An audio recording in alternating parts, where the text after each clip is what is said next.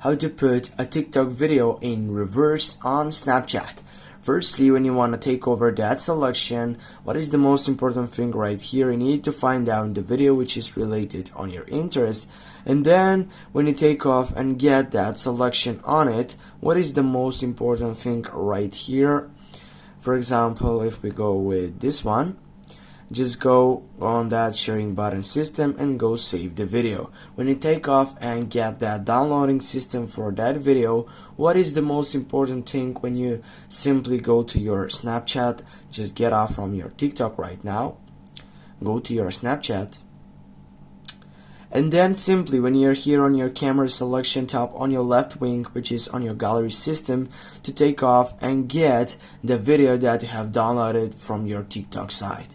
Just go for camera roll and then go tap on that video which is from there and go right down on the editing system which is right here. Go tap on it. I'm gonna turn off the volume. Yeah. And now just go on your left side, go, and right now as you can see that file system which is right there, that was a reversing system on your Snapchat. Now you have it and you can send it wherever you want.